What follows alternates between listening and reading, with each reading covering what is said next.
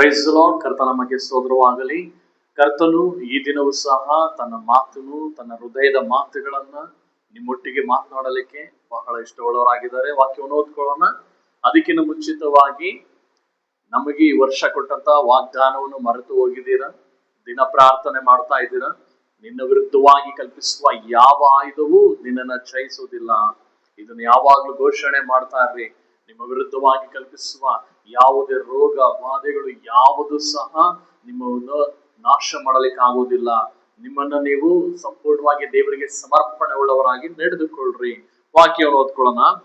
ಓಷಾಯ 2ನೇ ಅಧ್ಯಾಯದಲ್ಲಿ 19ನೇ ವಚನ.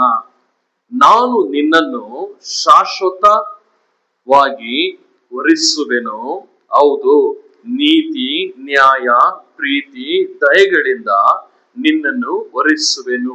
ಏನಿದು ವರಿಸುವೆನು ಅಂತ ಅಂದ್ರೆ, ಈಗ ಒಂದು ಗಂಡನಿಗೆ ಒಂದು ಹೆಂಡತಿಯನ್ನ ನಿಶ್ಚಿತಾರ್ಥ ಮಾಡಿಕೊಟ್ಟ ಹಾಗೆ ಸಂಪೂರ್ಣವಾಗಿ ಈಗ ನಿನ್ನ ಸೊತ್ತು, ಇಲ್ಲಿವರೆಗೂ ನನ್ನ ಮಗಳಾಗಿದ್ಲು, ಇನ್ನು ಮುಂದೆ ನಿನ್ನ ಸೊತ್ತು, ನೀನೇ ಪ್ರೀತಿಯಿಂದ ನೋಡ್ಕೋ, ನೀನೇ ಎಲ್ಲಾ ಜವಾಬ್ದಾರಿ ತೆಗೆದುಕೋ, ಏನೇ ಬಂದ್ರು ಎಲ್ಲಾ ವಿಷಯಗಳಲ್ಲೂ ನೀನೇ ಜವಾಬ್ದಾರಿ ಇದಕ್ಕೆ ಎಂಬುದಾಗಿ ಅದೇ ರೀತಿಯಾಗಿ ವರಿಸುವೆನು ಅಂತ ಅಂದ್ರೆ ದೇವರು ಹೇಳ್ತಾ ಇದ್ದಾರೆ, ನಿನ್ನನ್ನ ನಾನು ಇನ್ನು ಮುಂದೆ ಶಾಶ್ವತವಾಗಿ ನಾನು ನೋಡ್ಕೊಳ್ತೀನಿ, ಶಾಶ್ವತವಾಗಿ ನೋಡ್ಕೊಳ್ತೀನಿ.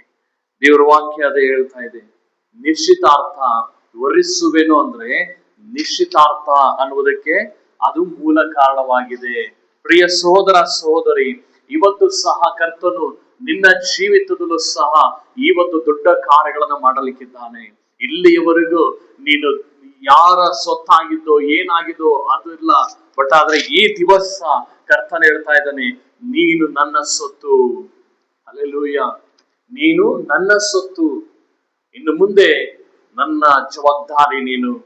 ಇನ್ನು ಮುಂದೆ ದೇವರು ಕರ್ತನ ವಾಕ್ಯ ಹೇಳ್ತಾ ಇದ್ದಾನೆ, ತನ್ನ ಹೃದಯದ ಮಾತನ್ನ ಹೇಳ್ತಾ ಇದ್ದಾನೆ, ಇನ್ನು ಮುಂದೆ ನೀನು ದೇವಾದಿ ದೇವನು, ರಾಜಾದಿ ರಾಜನು, ಕರ್ತಾದಿ ಕರ್ತನ ಸೊತ್ತಾಗಿದ್ದೀಯ.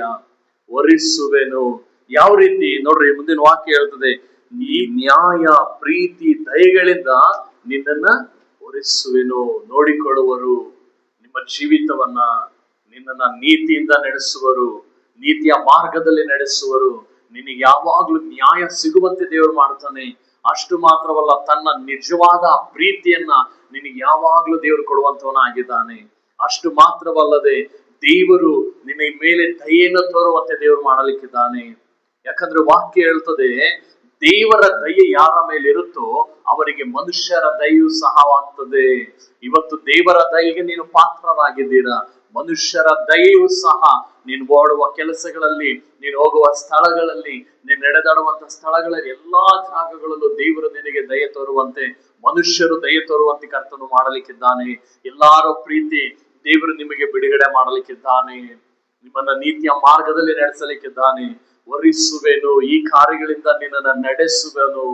ಇವತ್ತು ನಿನ್ನ ಜೀವಿತವನ್ನ ನೀನು ಅರ್ಥ ಮಾಡಿಕೊಳ್ಳುವುದಾದರೆ ಕಂಪ್ಲೀಟ್ ಆಗಿ ನಿನ್ನ ಜೀವಿತವನ್ನ ದೇವರು ದೊಡ್ಡ ಕಾರ್ಯಗಳಿಂದ ಉಪಯೋಗಿಸಲಿಕ್ಕಿದ್ದಾನೆ. ನಂಬಿಕೆಯಿಂದ ಈ ವಾಕ್ಯದ ಪ್ರಕಾರವಾಗಿ ಈ ವಾಕ್ಯವನ್ನ ನಂಬಿ ನಿಮ್ಮನ್ನ ನೀವು ಒಪ್ಪಿಸಿಕೊಡುವುದಾದ್ರೆ ಹಿಂದೆ ನಿಮ್ಮ ಜೀವಿತದಲ್ಲಿ ಅದ್ಭುತವನ್ನ ನೀವು ಕಾಣಲಿಕ್ಕಿದ್ದೀರಾ. ಕಡೆಗಳ ಮುಚ್ಚಿ ನಾವು ಪ್ರಾರ್ಥನೆ ಮಾಡೋಣವ, ಒಪ್ಪಿಸಿಕೊಟ್ಟು ಹೇಳೋಣವ. ದೇವರೇ, ನನ್ನನ್ನ ಇನ್ನು ಮುಂದೆ ನೀನು ಜವಾಬ್ದಾರಿ ತೆಗೆದುಕೊಳ್ತಿರುವುದಕ್ಕಾಗಿ ಸ್ತೋತ್ರ ಎಂಬುದಾಗಿ ಕಡೆಗಳು ಮುಚ್ಚಿ ಒಪ್ಪಿಸಿಕೊಡೋಣವ. ಪರಲೋಕದಲ್ಲಿರುವ ನಮ್ಮ ತಂದೆಯಾದ ದೇವರೇ, ಹಿಂದೆ ರಾಜ್ಯ ದೇವರೇ, ಅಪ್ಪ, ಈ ವಾಕ್ಯಗಳನ್ನ ಕೇಳುತ್ತಿರುವಂತ ಪ್ರತಿಯೊಬ್ಬೊಬ್ಬರನ್ನ ರಾಜ್ಯ ದೇವರೇ ನಿನ್ನ ಕರಗಳಲ್ಲಿ ಒಪ್ಪಿಸಿಕೊಡ್ತಾ ಇದ್ದೀನಿ. ಇನ್ನು ಮುಂದೆ ಇವರ ಜವಾಬ್ದಾರಿ, ಇವರ ಕೆಲಸದ ಜವಾಬ್ದಾರಿ, ಇವರ ಮಕ್ಕಳ ಜವಾಬ್ದಾರಿ, ಇವರ ಆರೋಗ್ಯ, ಸಮಾಧಾನ, ನೆಮ್ಮದಿಯ ಜವಾಬ್ದಾರಿಯನ್ನ ದೇವರೇ ಇಂದು ನಿನ್ನಗೆ ರಾಜ್ಯ ಹೊರಿಸ್ತಾ ಇದೀವಿ ಸ್ವಾಮಿ. ದೇವರೇ, ಇನ್ನು ಎಲ್ಲ ನಿನ್ನ ಸೊತ್ತು ರಾಜ್ಯ ಇವರೆಲ್ಲ ಇನ್ನು ನಿನ್ನಗೆ ಸಂಬಂಧಪಟ್ಟವರು ರಾಜ್ಯ. ಪ್ರೀತಿಗಳಿಂದ, ನಿನ್ನ ದಯೆಯಿಂದ, ನಿನ್ನ ಕರ್ತನೇ ಕಾರ್ಯಗಳಿಂದ ಇವರನ್ನ ಆಶೀರ್ವದಿಸು, ಬಲಪಡಿಸು. ಬಂಧನಗಳೆಲ್ಲ ಮುರಿದಾಕಲ್ಪಡಲಿ, ಕಟ್ಟುಗಳೆಲ್ಲ ಒಡೆದಾಕಲ್ಪಡಲಿ. ನೀನು ಆಶೀರ್ವದಿಸಿ ಕೈ ಹಿಡಿದು ನಡೆಸು. ನಜರೇತಿನ ಯೇಸುವಿನ ನಾಮದಲ್ಲಿ ನಾನು ಪ್ರಾರ್ಥಿಸಿ ಬೇಡಿಕೊಳ್ಳುತ್ತೇನೆ ನನ್ನ ಶುಳಪಿತ ದೇವನೇ. ಆಮೇನ್, ಆಮೇನ್.